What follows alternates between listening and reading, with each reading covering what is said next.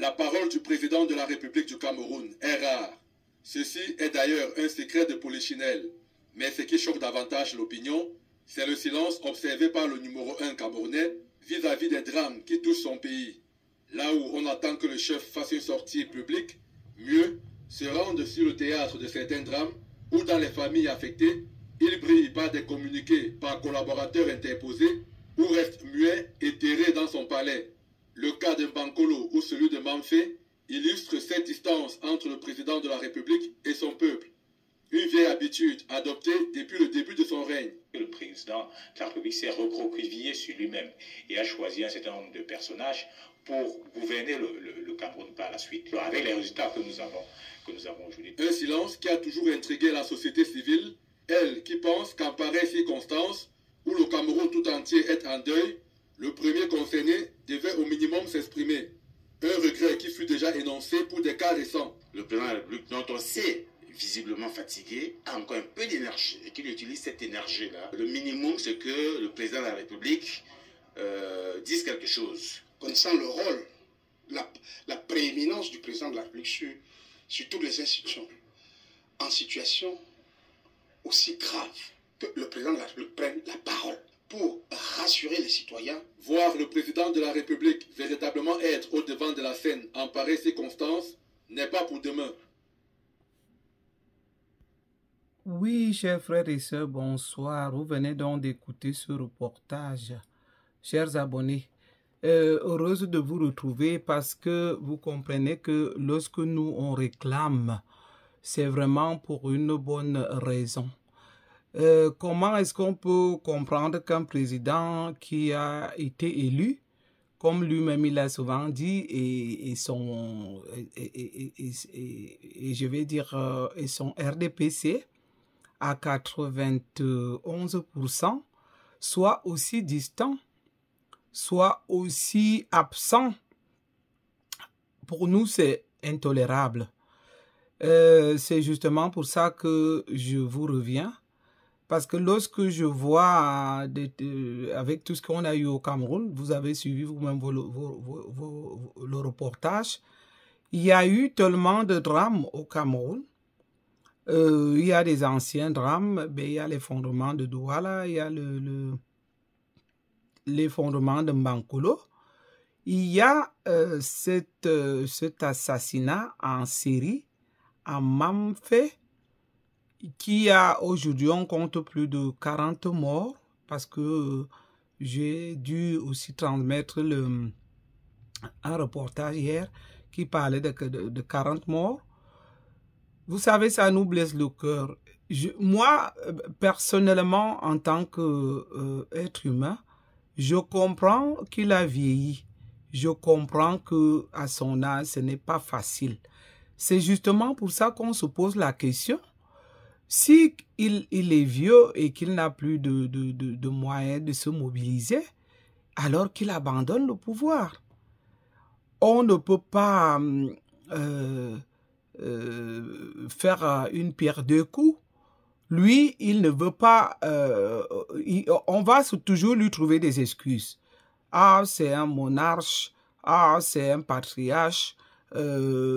À son âge, ceci, cela. Mais... en même temps, il continue à régner parce que pour nous, ce n'est même plus il n'est même pas président, il règne. Alors, s'il continue à bénéficier de tous les avantages de son règne que son règne lui procure, c'est qu'il doit aussi être à la disposition des Camerounais. On n'a jamais vu ça nulle part où un président, on va l'entendre seulement lorsqu'il voyage. On l'a vu plusieurs fois ici chez nous, en Suisse, où il est domicilié, ou alors lorsqu'il se déplace pour ses intérêts, que ce soit pour la France, ou que ça. D'ailleurs, quand il allait en Russie, c'était aussi pour ses propres intérêts, parce qu'on n'a jamais su vraiment, sauf si on est Ibrahim Traoré, qui a fait vraiment un discours qui a convaincu tout le peuple africain. on a comme impression que les déplacements de Paul Biya, c'est plutôt pour son intérêt, pour lui et sa femme. Parce que comme en ce moment, on a comme impression qu'il a besoin de la Russie pour le protéger. C'est justement ça. Et comme ils ont interdit les médias de parler de coup d'État, d'ailleurs, avant même d'interdire aux médias de parler des coups d'État, on sait qu'il fait allier avec la Russie, c'est pour essayer d'avoir sa protection. Étant donné que Vladimir Poutine lui-même, c'est aussi un dictateur né, pro-Marx, chez lui, il n'y a pas de démocratie. C'est vrai que si j'ai jamais été, moi, tout à fait d'accord que l'Afrique le proclame comme un bon allié. Celui-là, il n'a aucune idée de la démocratie. Puisque s'il y avait la démocratie chez lui, il y aurait aussi des élections transparentes. C'est le même système comme en Afrique. Et je l'ai soulevé une fois. Ceux qui sont des intellectuels qui parlent le temps à nous traiter parce qu'on va respecter plutôt ceux qui disent des soi-disant intellectuels. Mais vous savez, on n'a pas besoin d'être intellectuel, on peut aussi réfléchir. Nous qui vivons dans le continent européen. Lorsque vous voyez un Vladimir Poutine aller bombarder en Ukraine, où il y a des femmes et des enfants, où une guerre qui n'était vraiment pas nécessaire. Est-ce que cet individu avait besoin de tuer autant de personnes? La question reste toujours à poser. Le fait qu'on lui ouvre les bras, qu'on lui ouvre les portes à bras ouverts, en se disant que c'est le meilleur allié.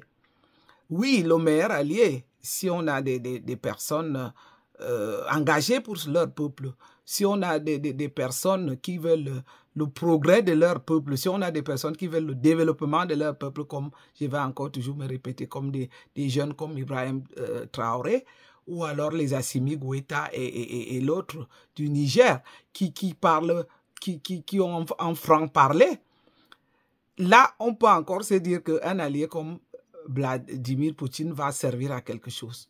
Mais, si on a un préfet qui est le meilleur élève de la France, comme celui du Cameroun, qui va plutôt se plier à ses intérêts, d'abord pour s'éterniser au pouvoir, pour avoir quelqu'un sur qui il peut compter, alors là, nous, on ne va pas accepter cela. C'est justement, ma vidéo d'hier n'a pas été celle que j'aurais souhaité. Je viens toujours ici pour faire appel à mon peuple, le peuple camerounais, dont je connais très très brave, de dire que ne dites pas que je répète les mêmes choses. En ce moment, c'est important, vous savez, c'est comme avec les enfants. Parce que là, je vous ai signalé hier sur une de mes vidéos que nous, on aurait appris que la campagne électorale de 2025 a commencé dans les coulisses avec ceux qui transportent les milliards du pays. Leur fête qu'ils ont organisée, il se pourrait que ça ait été déjà pour un début de campagne. Alors si eux, ils commencent déjà à faire une campagne sournoise, s'ils commencent déjà à acheter le peuple qui est dépourvu de tout, le peuple qui est réduit à la misère, le peuple qui est réduit à la pauvreté. Ce peuple n'a qu'un... véritablement, on le reconnaît que ce peuple, lorsqu'ils ont une chance de boire un peu de vin, de manger quelques maquerelles, de rentrer à la maison avec un peu de sardines et quelques litres d'huile, pour eux, c'est comme si ça suffisait. Donc, nous revenons toujours à sensibiliser, parce que ce qu'on est en train de faire là, c'est un travail de sensibilisation pour dire au peuple de ne plus se laisser faire. Parce qu'il faut quand même que nous qui sommes en diaspora, ceux qui voudraient déjà que ce peuple, que ce pouvoir se débarrasse, comme nous autres, nous sommes nombreux, parce que je le sais qu'au Cameroun, 15% seulement des citoyens camerounais veulent que ce pouvoir reste en place.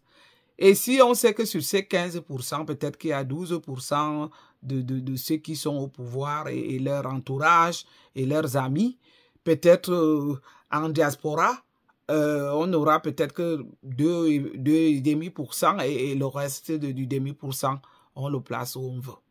Parce qu'une personne normale qui vit en diaspora, qui a l'eau, le courant, qui a les transports publics à volonté, qui bénéficie des écoles, dont ses enfants bénéficient des meilleures écoles.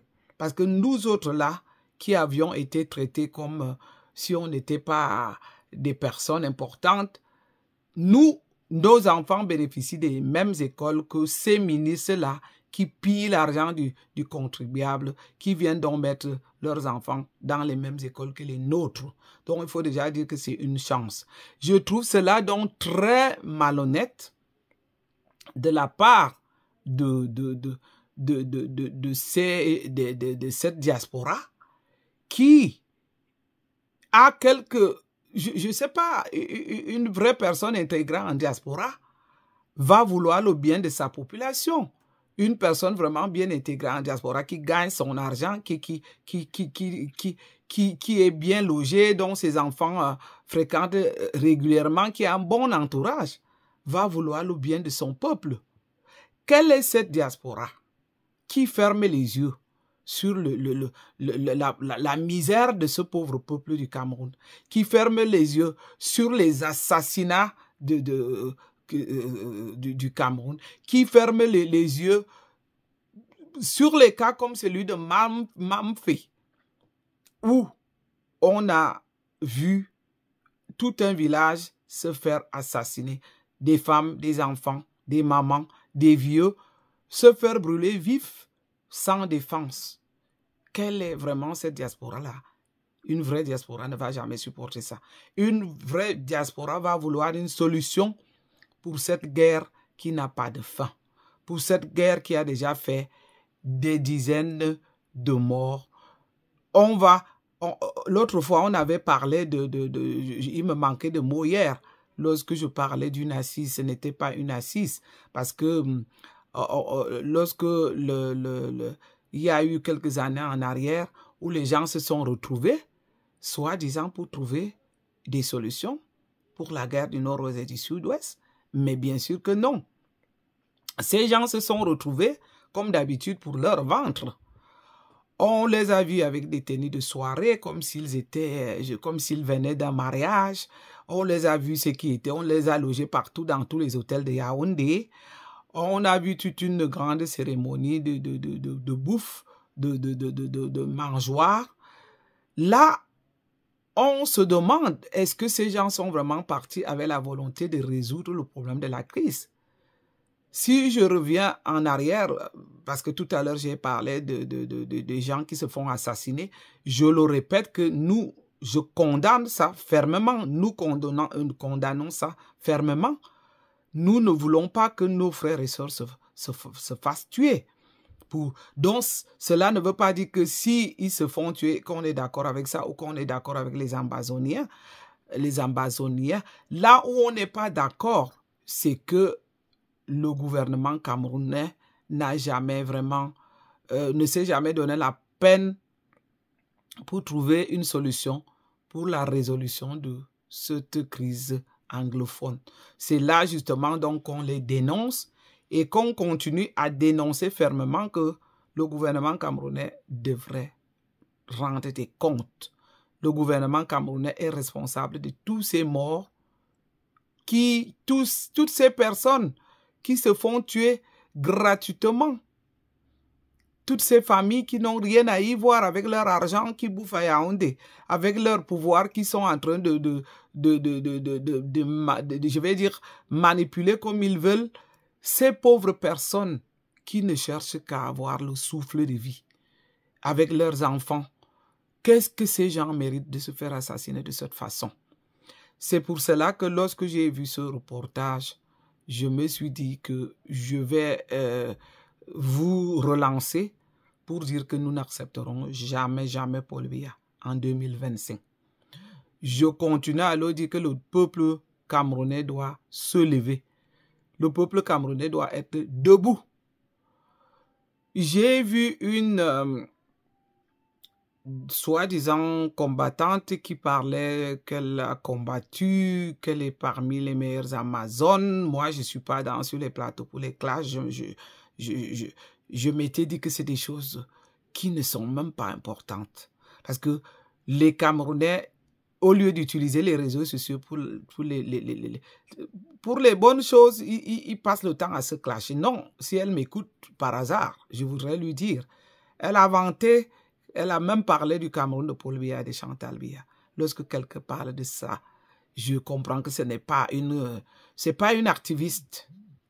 Une vraie activiste lutte contre ce pouvoir en place. Une vraie activiste voudrait le changement. Une vraie activiste voudrait le bien pour le peuple camerounais.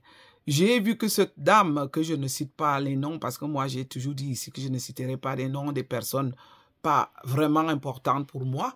Tout le monde est important pour lui, mais très peu de personnes sont pour moi importantes dans cette lutte. Parce que lorsque quelqu'un vient dire qu'elle était l'une des premières Amazones, et qu'elle a lutté, et que c'est grâce à elle qu'il y a ci ou ça, et qu'elle dit, ah, dans le pays de Paul Biya, de Chantal Biya. Non, ce Cameroun n'est ni pour Chantal Biya, ni pour Paul Biya. C'est même à la limite ridicule. Ce Cameroun est pour tous les Camerounais. Et nous voulons que ce Paul Biya et sa femme débarrassent les planchers. Ils ont assez emmagasiné de l'argent, ils ont assez mis tout de côté pour leurs arrière-petits-enfants. Mais je me réjouirai pour le vrai Cameroun de demain. Lorsqu'il va falloir, quand le moment des comptes va arriver. Je l'avais déjà dit que moi, je souhaiterais voir cette Chantal Biya en prison. La même chose comme Sylvia Bongo. Tous ces gens qui ont passé le temps à piller l'argent, à faire de la gabégie, à gaspiller l'argent que le peuple camerounais aurait pu s'en servir. Vous allez nous dire qu'on vient toujours parler des mêmes choses. Qu'est-ce que vous voulez? Tant que ces gens ne débarrassent pas le plancher, on va toujours parler des mêmes choses. Lorsqu'on sait qu'une seule tenue que cette femme va porter peut acheter au moins 6 couveuses ou 10, une dizaine de couveuses. Non. Elle veut plutôt mettre des tenues pour se faire envier par les autres femmes des ministres qui vont aussi à leur tour acheter les tenues presque plus ou moins équivalentes. Les gens là, les gens qui sont là juste pour le qui tu m'as vu. Vous avez tellement porté ces habits, mais vous êtes passé à côté de l'histoire. On vous a acclamé. Mais je pense que ces acclamations ne donnent rien. Parce que moi, ce n'est pas les habits. Les habits m'importent très très peu. Ce que je souhaiterais, c'est que mon pays natal, le Cameroun, soit un pays de prospérité. Où tout le monde trouve son compte. Où la vie est belle, où la vie est merveilleuse, où la vie est plus ou moins agréable. Ceux qui passent le temps à nous dire que est-ce que vous ne mourrez pas? La mort, si on est, on doit mourir. La mort, c'est quelque chose de naturel. Arrêtez donc de raconter les balivernes. Que lorsqu'on parle des choses importantes, vous dites que, ah, parce que vous êtes là-bas, est-ce que vous croyez que si nous sommes ici, justement, nous sommes là, nous luttons pour vous qui êtes là-bas, pour ceux qui sont restés là-bas, à part les quelques personnes de la diaspora qui veulent, comment on dit, qui veulent le beurre et l'argent du beurre. Ils ont eu leur compte en Europe, ils sont bien installés en Europe, mais alors, de temps en temps, il faut qu'ils aient encore gratté au Cameroun. Ok, c'est vrai qu'au Cameroun, c'est plus facile, parce que si on connaît un ministre qui vous donne du coup 10 millions, et qu'on sait que 10 millions en Europe, en espèces, on ne les trouvera pas comme ça. On sait que 10 millions ici, il faut travailler à la sueur de son front. Il faut les gagner véritablement. C'est clair que je comprends que ces gens préfèrent soutenir. Mais c'est malhonnête. Dites-vous que c'est très, très malhonnête. C'est comme j'ai dit à ceux qui supportent le gouvernement actuel que votre conscience va vous juger. Tôt ou tard. Parce que vous ne pouvez pas voir les familles perdre leurs enfants, tel qu'il y a eu le cas de Mamfé, tel qu'il y a eu à Mbankolo, tel qu'il y a eu à Douala, ou encore à Gouachi, et que vous voulez nous faire comprendre que le Cameroun va bien, tout va bien. Vous vous moquez de qui là? C'est comme je l'ai dit l'autre jour, vous êtes en train de moquer de ces gens qui sont en train de perdre les leurs. Et vous savez, le malheur peut frapper sur toutes les portes. Mais moi, je ne souhaite jamais le malheur, même pas à mon pire ennemi. Donc, dites-vous que vous, qui êtes complice de ce gouvernement, vous qui vous accrochez par rapport à vos petits intérêts, vous qui voulez manger de deux côtés, vous êtes bien assis en Europe et vous allez encore gratter là-bas. C'est à la limite malhonnête. Parce que moi, vous croyez que nous autres là qui parlons, pour le moment, je reste encore très très discrète parce que je veux pas dévoiler les choses privées. Vous croyez que nous autres là, on était vraiment capables d'avoir aussi ces gens du Cameroun? Moi, c'est des gens que j'ai toujours repoussés parce que je me souviens que je m'étais séparé avec un devant le ministère, le premier ministère vraiment, à queue de poisson.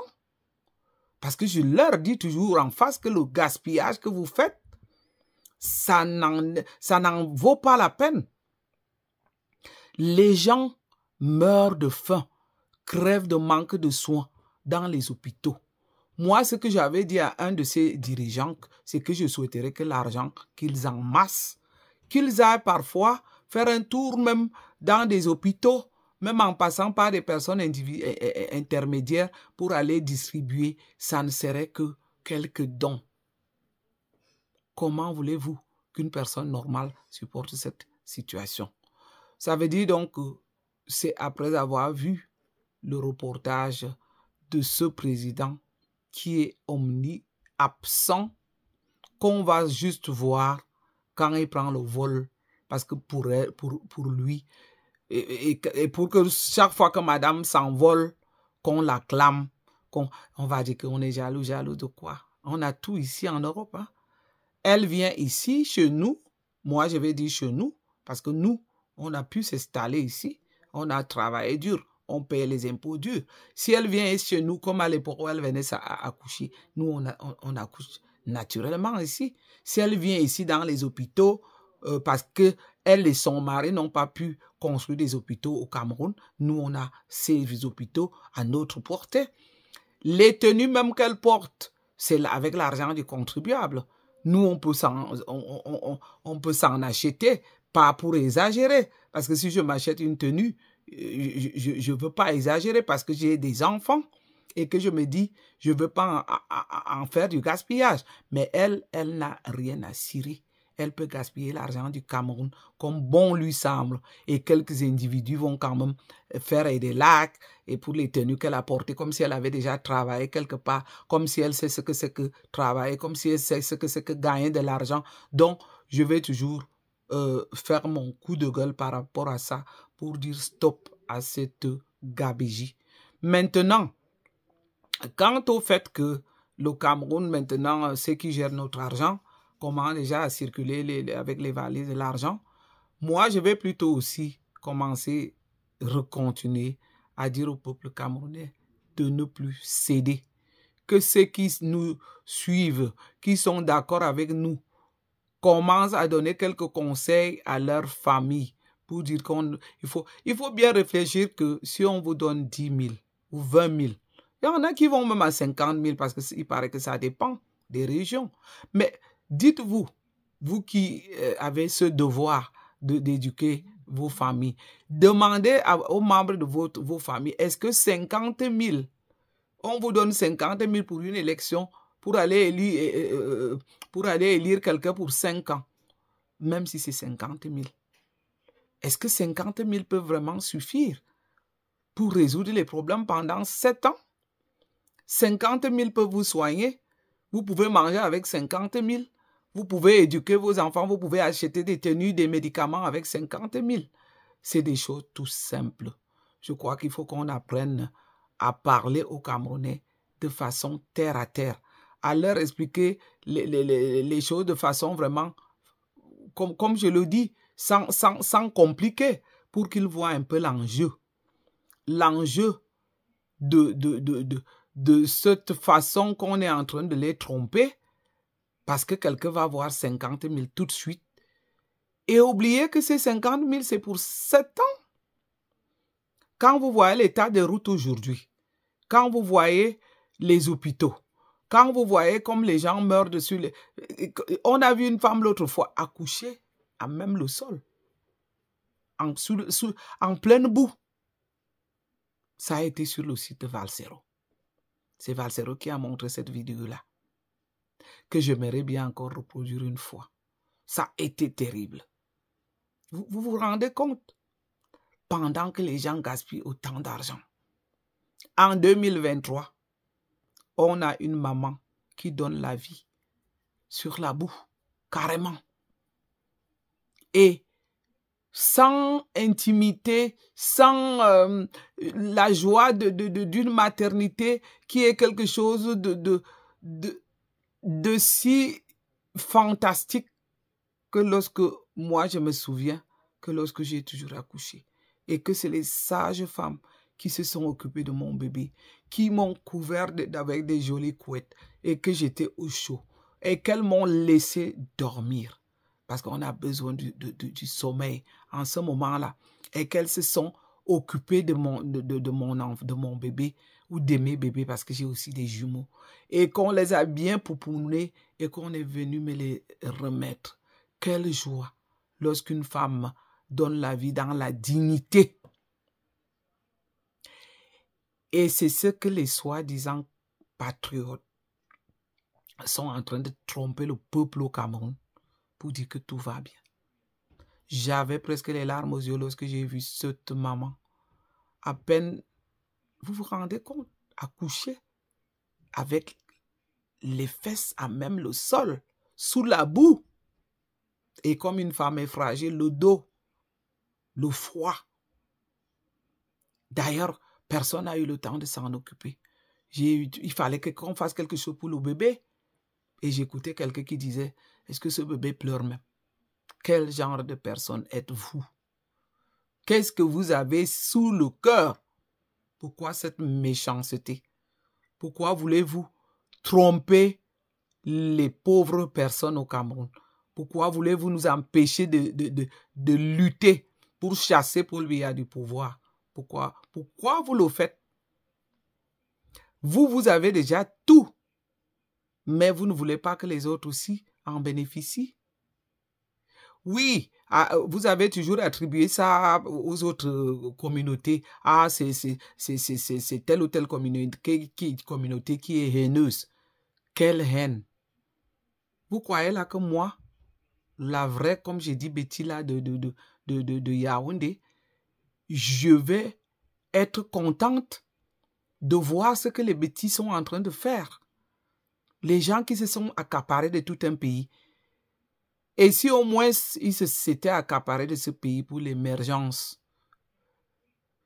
celui-là qui est au pouvoir, donc maintenant de 91 ans, qui parle de l'émergence en 2035, sachant bien que il n'y sera plus, peut-être moi non plus, mais ils font quand même des fausses propagandes comme ça pour tromper le peuple. Pourquoi il n'y a pas d'émergence maintenant en 41 ans de pouvoir? Les gens se sont accaparés d'un pays si c'était au moins pour le développer. Si c'était au moins pour trouver... Je venais encore de voir toujours sur ce reportage que j'ai coupé sur le journal de ce soir. Des gens qui vendent les drogues, qui disent qu'il n'y a pas de travail. Un pays des intellectuels est plein de bensikineurs. Voilà une activité que celui-là d'Atangangui a laissé proliférer au Cameroun. Chaque fois, il rencontre les bensikineurs, il fait des rencontres. Un pays où les gens ont des licences et ils sont benkissineurs, excusez-moi, c'est un peu. Voilà donc ce que vous pensez que le Cameroun de 2025 doit continuer à être. Non. On dit non. Paul Biya et sa bande ne vont faire sauf que que débarrasser le plancher. On ne leur donnera aucune chance. Ça ne sert à rien pour ceux qui viennent me faire des remarques. Oui, ceux qui donnent quand même qui laissent des commentaires constructifs ou qui viennent sur mon inbox, ça va encore. Comme j'ai encouragé une de mes abonnés qui a dit qu'on n'est pas puissante. Non, elle a dit nous ne sommes pas puissants. J'ai dit oui, nous sommes puissants. Nous pouvons bien renverser ce pouvoir. Nous, on peut le rembourser, c'est-à-dire le peuple. Il suffit que le peuple le veuille. Et puis, je vais encore vite dire quelques mots par rapport aux partis politiques. Ceux qui sont... j'ai toujours dit que je ne vais pas prononcer, je préfère parler du professeur Maurice Kamto ou de quelques mots, comme je l'ai dit hier, que de parler des partis politiques. Mais aujourd'hui, je vais quand même dire que ceux qui sont du MRC, affichez-vous ouvertement. Il faut que ceux de Yaoundé là arrêtent la sorcellerie. C'est terminé. Qu'on puisse traiter ceux qui sont du MRC comme s'ils étaient, je ne sais pas, des bandits, comme si c'était des gens à incriminer. Non. Ayez ce courage de vous affirmer pour parler du parti.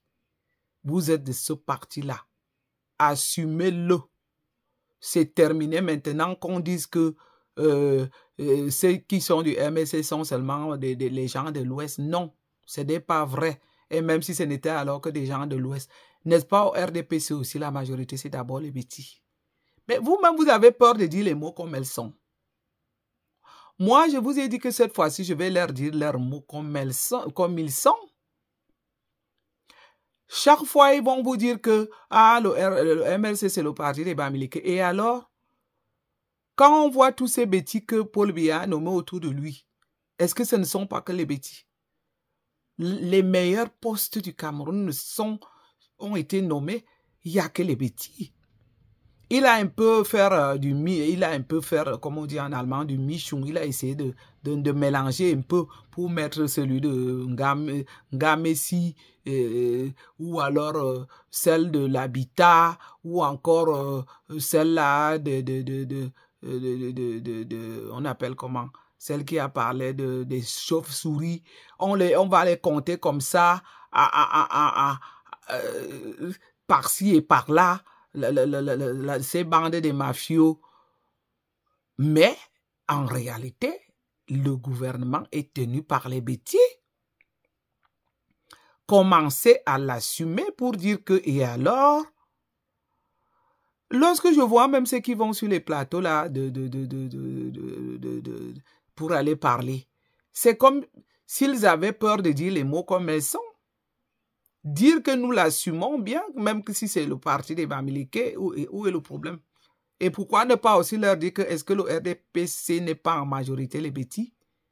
Est-ce que ceux qui sont au pouvoir ne sont pas en majorité les bêtis? Pourquoi est-ce qu'il faut que les gens vous fassent l'impression que vous êtes, que c'est une faute ce que vous êtes ou ce que vous faites? Ce n'est pas une faute d'être d'un autre parti politique, ou alors ce n'est pas non plus une faute qu'une communauté soit en majorité dans un parti politique. D'ailleurs, c'est ce qu'on vit avec leur parti du RDPC. Je n'ai jamais voulu parler des partis politiques aujourd'hui. Je le dis parce que c'est un cas exceptionnel pour vraiment faire comprendre aux gens qu'il faut s'assumer. J'ai mélangé tous les termes aujourd'hui. Ce n'était pas avec... vous avez vu le début de ma vidéo. Je n'ai pas énuméré des thématiques. C'était vraiment pour faire un coup de gueule et pour encore appeler le peuple à être prêt. Nous, on dit vol d'élection. Vol des élections de 2025. Les Camerounais doivent le retenir pour une fois pour toutes. Veut dire, le peuple reprend sa souveraineté. Ils n'ont qu'à s'arranger pour nous faire un bon code électoral et qu'on laisse que les élections soient transparentes. Mais si dans le cas contraire, nous, on l'assume. qui dit vol des élections en 2025 dit le peuple se lève et prend la souveraineté. Voilà, c'était donc tout pour aujourd'hui et à bientôt. Bye bye. Abonnez-vous sur la page, likez. Et quand vous vous abonnez, merci beaucoup pour les nouveaux abonnés. Ne manquez pas surtout d'enclencher la cloche de notification. Bye bye. À bientôt. Bye bye.